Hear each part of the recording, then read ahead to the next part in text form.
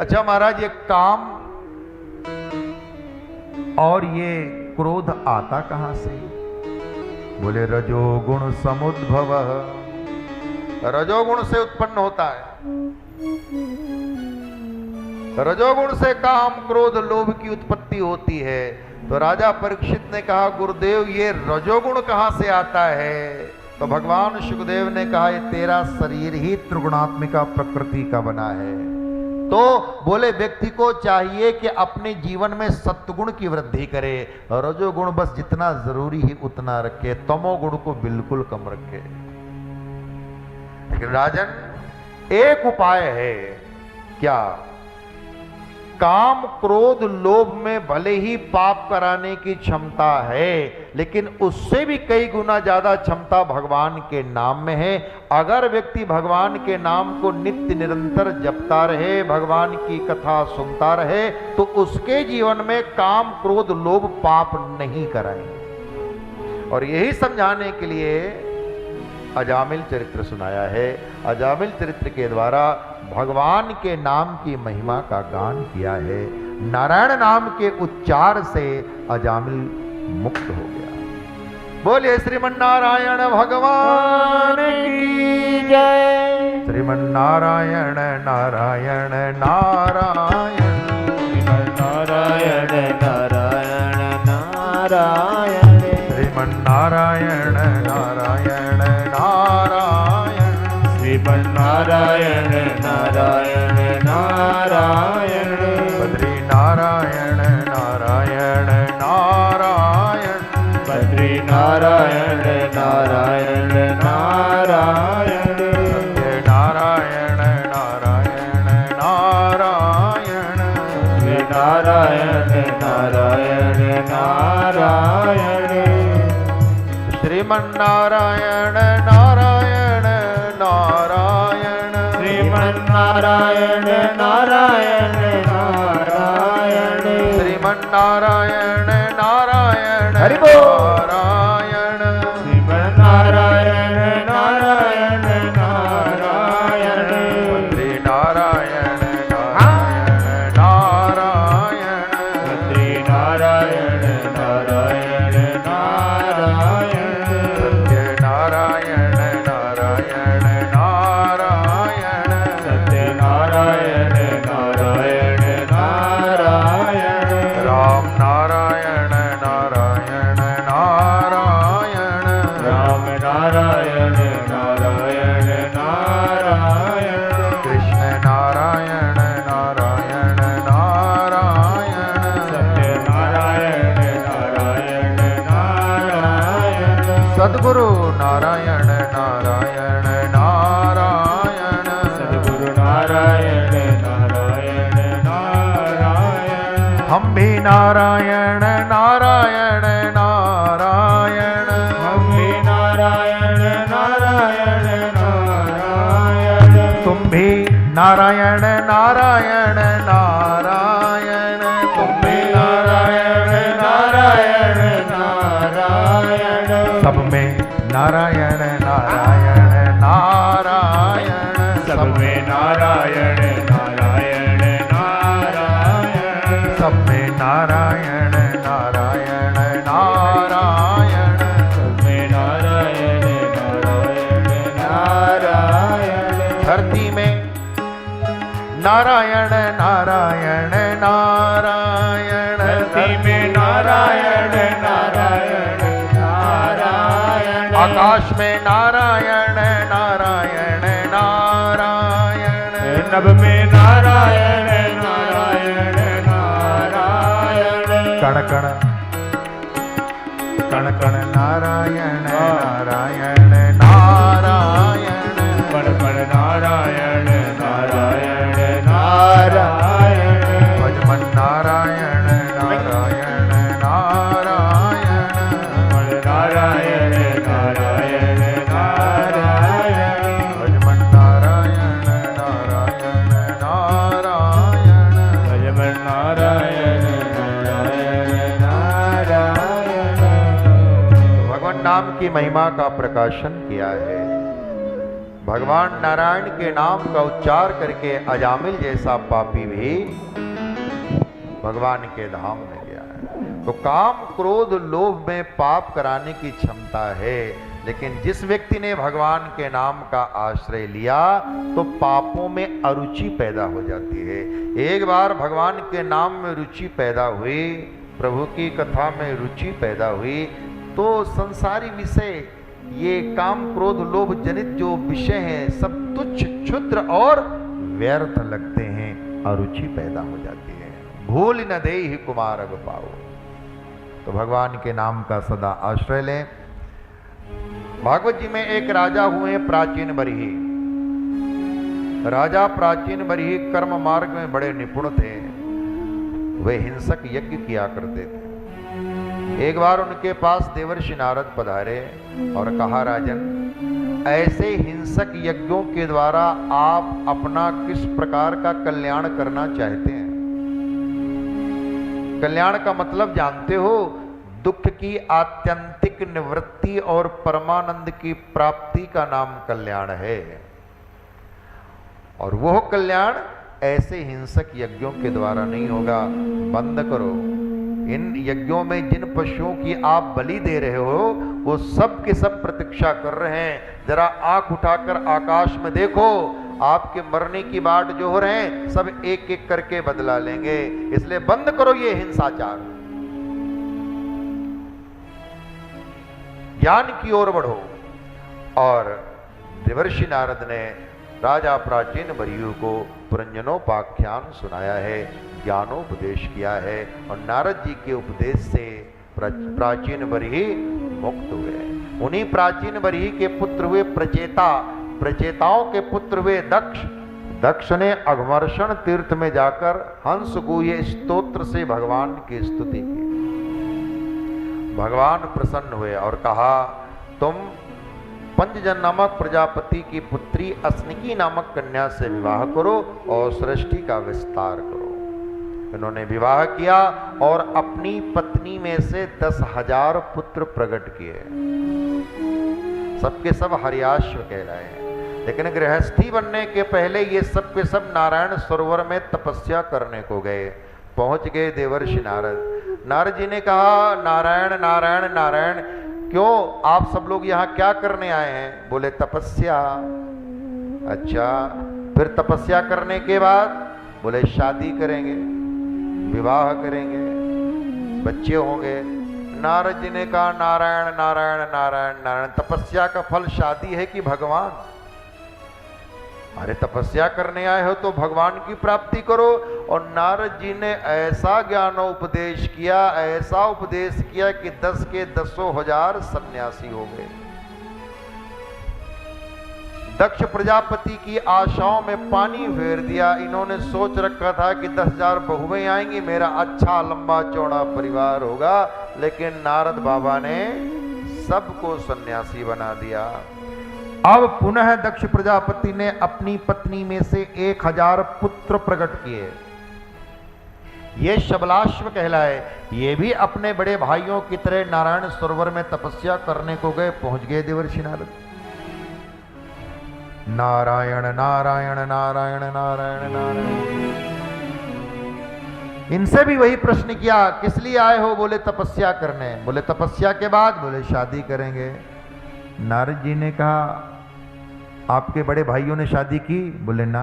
बोले तपस्या करने के बाद क्या करने गए? बोले भगवान की प्राप्ति करने। तो बोले तुम भी अपने भाइयों का अनुगमन करो, बड़े भाइयों ने जो किया वो तुम भी करो। इन सबको भी ऐसा ज्ञानोपदेश किया, ये 1,000 भी सन्यासी हो गए। बाद में दक्ष प्रजापति को पता लगा कि मेरे बच्चों को बाबा बैरागी बनाने का ठेका देवर्षि नारद ने ले रखा है, मिलने दो उसको, तंबूरे वाले बाबा को। और एक बार मुलाकात हो गई। दक्ष प्रजापति बड़े कुपित, ओ तंबूरे वाले बाबा, तुम मेरे बच्चों को बाबा बैरागी बनाते फिर रहे हो, जाओ शाप देता हूं, तुम एक स्थान पर रुक नहीं पाओगे। नारद जी ने कहा, ये शाप कहा है? तो वरदान है। बहुत अच्छा हुआ।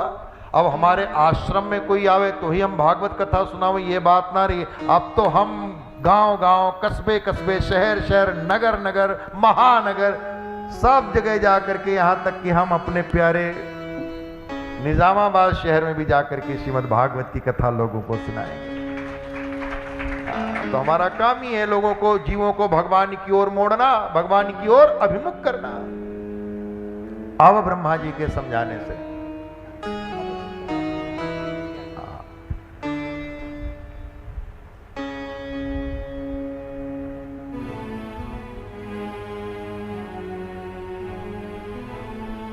बोली भक्त वत्सल भगवान की जय, मुरली मनोहर भगवान की जय। अब ब्रह्मा जी के समझाने से दक्ष प्रजापति ने अपनी पत्नी में से 60 कन्याएं प्रकट की, और जो काम पुत्रों से नहीं हुआ वो काम पुत्रियों ने किया। हाँ महाराज, देखो बेटा बेटी में कभी भेद नहीं करना चाहिए, हमारी संस्कृति भेद करती ही नहीं। अगर बेटा एक कुल को तारता है तो बेटी 2 कुल को तारती है। हाँ, ये हम नहीं कह रहे, भगवान शंकर कह रहे हैं, वो विदेहराज जनक कह रहे हैं, मानस में कहा है कि पुत्र एक कुल को तारता है, अपने ही कुल को तारता है, लेकिन अगर पुत्री भगवत भक्त हुई, भगवान की भक्त हुई, तो पुत्री अपने ससुराल और मायके दोनों परिवार को तार देती है। हाँ, ताली बजा दीजिए बेटियों के लिए, हम भी बजा देते हैं। इसमें क्या संकोच करना है। पुत्री पवित्र किए कुल दो। विदेहराज जनक ने जब अपनी लाडली बेटी सीता को देखा श्री रामभद्र के साथ वन में, तो विदेहराज जनक ने एक बाप के रूप में गौरव लिया है, धन्य बेटी, आज तेरा पिता बनने का मैं गौरव लेता हूं। तुमने अपने ससुराल पक्ष को नहीं तारा, अपने पिता के पक्ष को भी धन्य किया है। पुत्री पवित्र किए कुल दो। तो बेटा तो एक ही कुल को तारता है, बेटी दोनों कुल को तारती। भले ही शादी हो जाए बेटी की, लेकिन मायके से प्रेम कम नहीं होता। मायके में कथा हो रही है तो 7 समुद्र पार करके सुरेश जी की बहन आ गई कि भैया के यहाँ कथा हो रही है, माँ के यहाँ कथा हो रही है। भले ही हम 2 महीना पहले हो आई तो क्या हुआ है? ये प्रेम है मायके का। कथा से तो प्रेम ले ही आया, कथा के प्रति प्रेम तो इनको ले ही आया है, लेकिन मायके के प्रति प्रेम लेके, मायके में कथा हो रही है तो जाऊं। हमें लगता है साथ में लेके आई हैं कि अकेले आई हैं, साथ में लेके आई हैं, यही तो विशेषता है।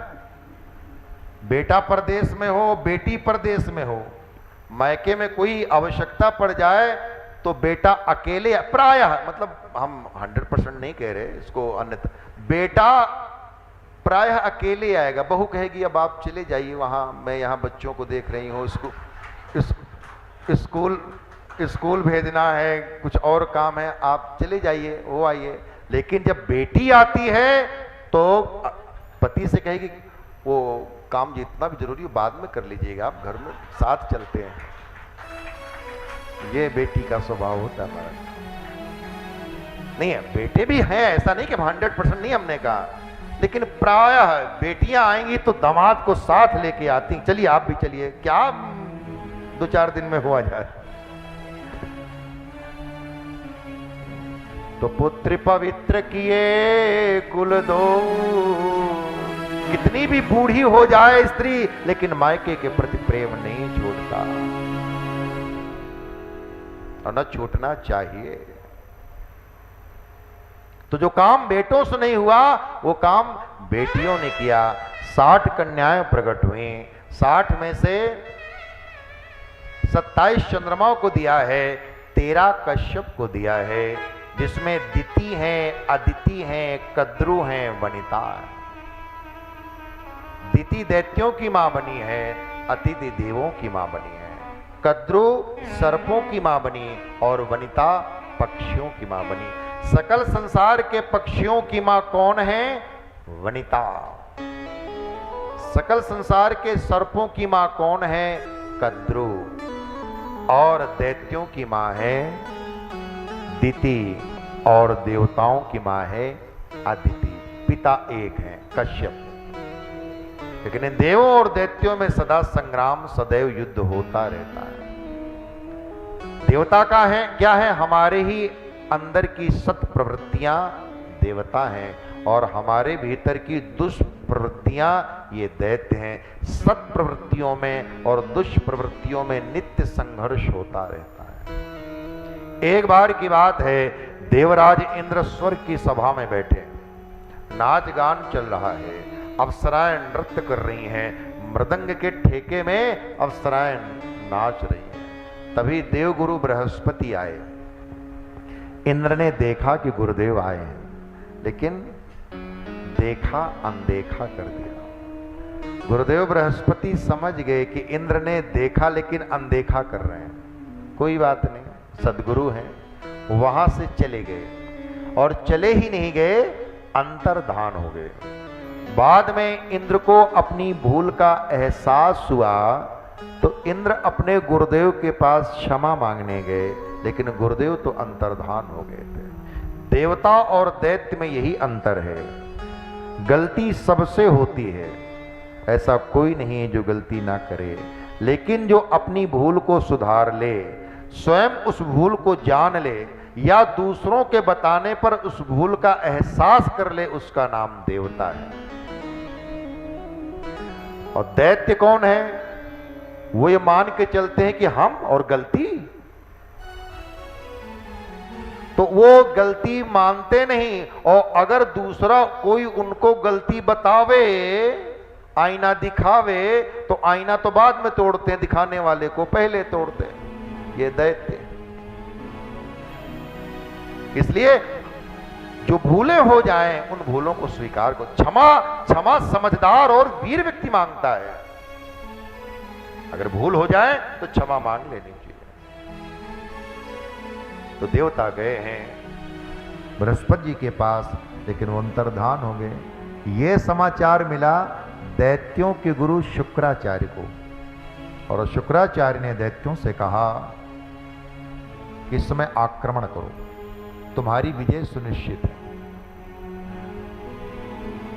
दैत्य ने कहा गुरुदेव कैसे? बोले इस समय देवताओं के गुरु उनसे रुष्ट हैं और दैत्यों ने देवताओं पर आक्रमण कर दिया, और गुरु कृपा से वंचित देवता दैत्यों से पराजित हो गए और स्वर्ग की सत्ता में दैत्यों का कब्जा हो गया। स्वर्ग माने सुख। सुख हमें मिलेगा भगवत कृपा से और गुरु कृपा से। जे गुरु चरण रेणु सिर धरही, ते जनु सकल विभव बस करही। देवता भागे गए भगवान के पास, प्रभु स्वर्ग की सत्ता चली गई। भगवान ने कहा चली जाएगी, आपने अपने गुरु की अवहेलना की है, सत्ता चली जाएगी। और आपके गुरु आपसे रुष्ट हैं, तो क्या उपाय है? बोले आप में एक देव हैं त्वष्टा, त्वष्टा के पुत्र हैं विश्वरूप, बड़े ही तपस्वी महात्मा हैं, उनको गुरु बनाओ।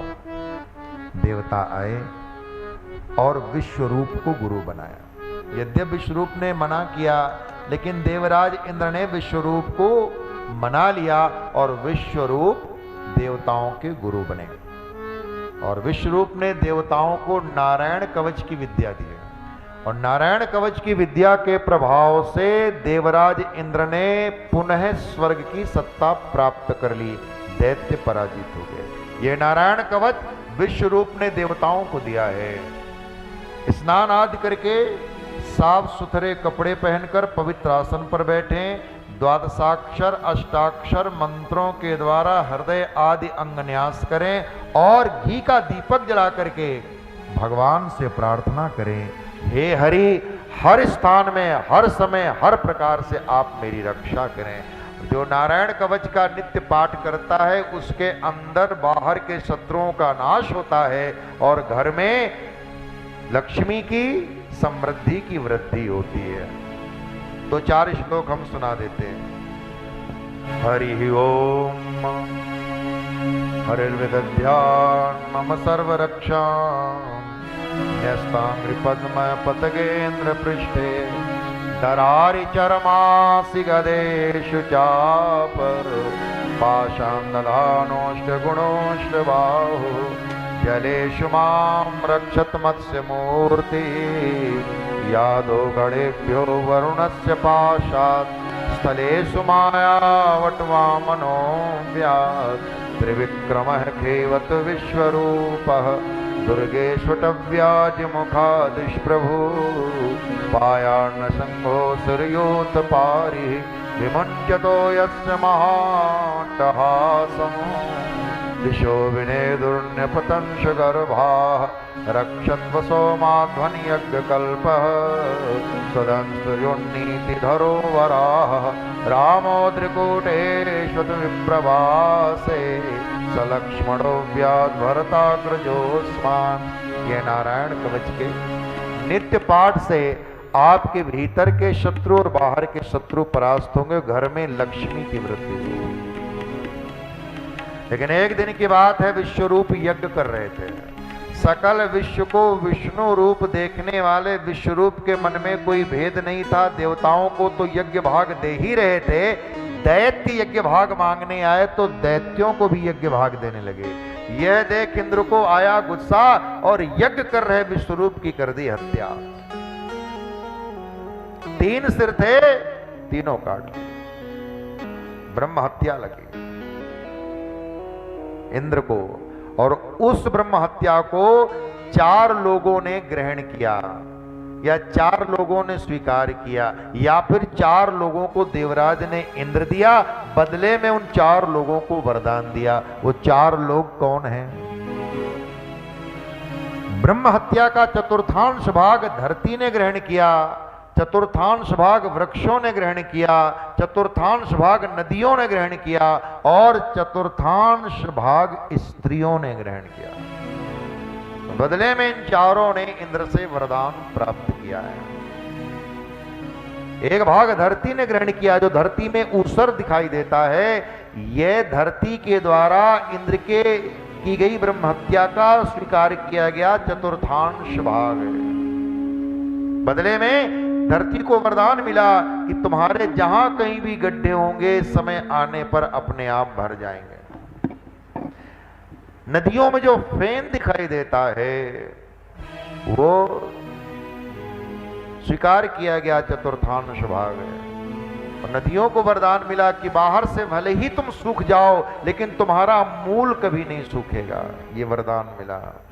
वृक्षों में जो गोंद निकलती है, ये वृक्षों के द्वारा स्वीकार किया गया चतुर्थांश भाग है। और वृक्षों को वरदान मिला है कि तुम्हें जहां कहीं से भी काटा जाएगा वहीं से अंकुरित हो जाओगे। और स्त्रियों ने जो विशेष दिन होते हैं वो स्वीकार किया गया चतुर्थांश भाग है। और स्त्रियों को वरदान मिला है कि तुम सदैव अपने प्रियतम की प्रेम भाजिका बनी रहोगे। 4 ने स्वीकार किया, 4 ने वरदान प्राप्त किया।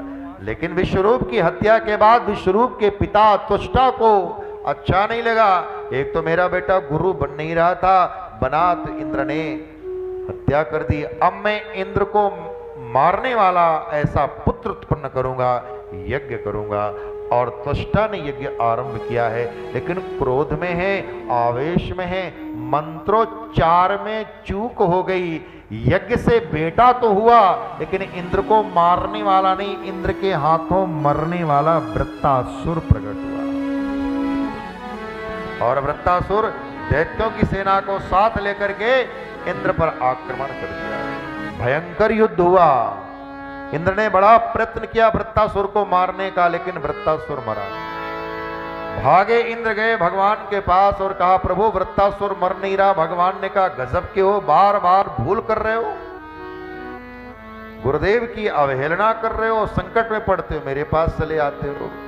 वृत्तासुर ऐसे नहीं मरेगा। कैसे मरेगा?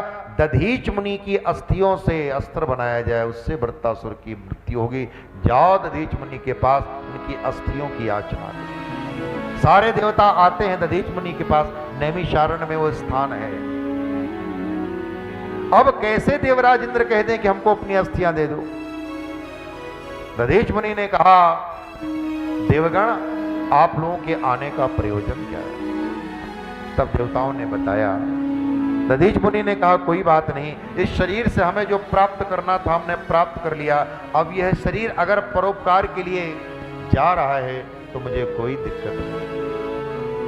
और दधीच मुनि ने अपनी अस्थियों का दान किया है और उनकी अस्थियों से 3.5 अस्त्र बने, अजगौ, सारंग, गांडीव और वज्र। सारंग है भगवान श्री राम के पास, गांडीव है अर्जुन के पास, और पिनाक यानी अजगौ जिसका भगवान श्री राम ने स्वयंवर में भंग किया, और वज्र मिला देवराज इंद्र को, और उस वज्र को लेकर देवराज इंद्र रणांगण में आए, भयंकर युद्ध हुआ।